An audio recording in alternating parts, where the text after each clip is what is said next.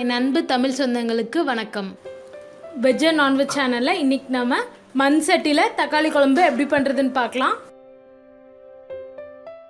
இது தோசை, இட்லி, சப்பாத்தி, சாதத்து கூட எல்லாத்துக்கூடையுமே ரொம்ப நல்லாயிருக்கும். மண்சட்டி வச்சு சூடானதும் 2 டேபிள் ஸ்பூன் அளவுக்கு எண்ணெய் ஊற்றிருக்கேன். நான் இன்றைக்கி நல்லெண்ணெய் தான் யூஸ் பண்ணுறேன். எண்ணெய் காஞ்சிடுச்சு. இப்போ கொஞ்சமாக கடுகு சேர்த்துக்கலாம். கடுகு பொரிஞ்சிருச்சு. இப்போ இது கூட 1/2 டீஸ்பூன் அளவுக்கு சோம்பு சேர்த்துடலாம். நான் இன்றைக்கி மரச்செக்கு நல்லெண்ணெய் யூஸ் பண்ணியிருக்கேன். அதனால தான் மண் சட்டியில் ஊற்றினோன்னா நல்லா அப்படி பொங்கி வருது. சோம்பு நல்லா வெடிச்சிருச்சு. இப்போ இது கூட 1/2 கப் அளவுக்கு சின்ன வெங்காயம் பொடி பொடியாக கட் பண்ணி வச்சுருக்கேன். ஒரு 8 பல் பூண்டை சின்ன சின்னதாக கட் பண்ணி வச்சுருக்கேன். 2 சேர்த்துடலாம்.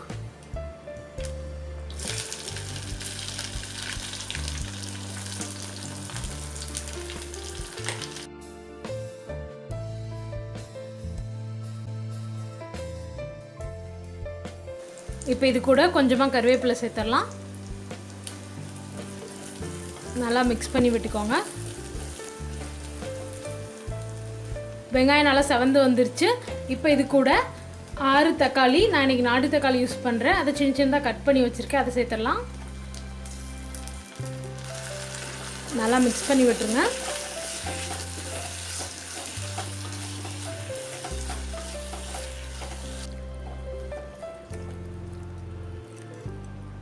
தண்ணி எதுவும் இந்த ஸ்டேஜில் ஆட் பண்ண வேணாம். இந்த தக்காளியில் இருக்க தண்ணியே இதுக்கு போதுமானது. நல்லா சுருண்டு வரட்டும்.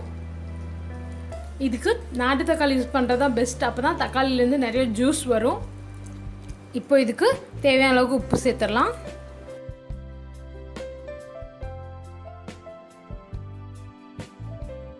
உப்பு சேர்த்துட்டு ஒரு வாட்டி நல்லா கலந்து விட்டுக்கோங்க. அப்பப்போ நடுவில் மிக்ஸ் பண்ணி விட்டுக்கோங்க. அப்போ தான் அடிப்பிடிக்காமல் இருக்கும். பாருங்கள், நான் தக்காளியில் தண்ணியே ஊற்றலை. தக்காளிலேருந்து எவ்வளோ தண்ணி வந்திருக்கு.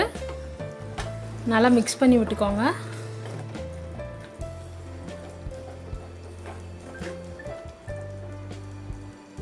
தக்காளியிலேருந்து தண்ணியெல்லாம் நல்லா வற்றிடுச்சு. இப்போ நம்ம இதில் 1 கப் அளவுக்கு தண்ணி ஊற்றிக்கலாம். அப்போ தான் தக்காளி இன்னும் நல்லா வேகும்.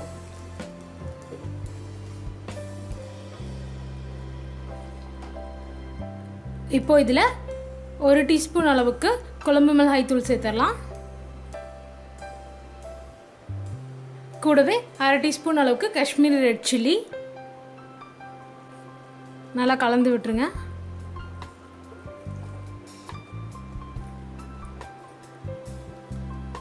உப்பு காரம்லாம் கரெக்டாக இருக்கான்னு இந்த ஸ்டேஜில் செக் பண்ணி பார்த்துக்கோங்க. இது இன்னும் கொஞ்சம் திக்காகி வரணும். அது வரைக்கும் மீடியம் ஃப்ளேமில் வச்சுக்கோங்க. இப்போ ஒரு 5 நிமிஷம் ஆயிடுச்சு.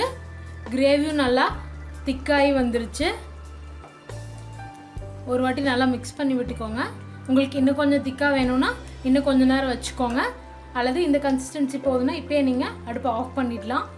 தோசை கூட இல்லை இட்லி கூட சாப்பிடும்போது இன்னும் கொஞ்சம் கிரேவி திக்காக இருந்தால் தான் நல்லாயிருக்கும். ஸோ இன்னும் கொஞ்சம் நேரம் வச்சு எடுத்துக்கோங்க. சாதத்துக்கு சாப்பிட்றீங்கன்னா இதுவே கரெக்டாக இருக்கும். இந்த குழம்பு நீங்கள் நார்மலான பாத்திரத்தில் செய்கிறத விட இந்த மாதிரி மண் சட்டியில் செஞ்சு பாருங்கள். ரொம்பவே டேஸ்ட்டாகவும் இருக்கும். நல்லா உங்களுக்கு செய்யும் போதே நல்ல ஒரு வாசனையும் வரும். இந்த ரெசிபியை உங்கள் வீட்டில் கண்டிப்பாக ட்ரை பண்ணி பார்த்துட்டு எப்படி இருந்ததுன்னு எனக்கு கமெண்ட்டில் போடுங்க. மறக்காமல் வெஜ் அண்ட் நான்வெஜ் சேனலை சப்ஸ்கிரைப் பண்ணுங்கள்.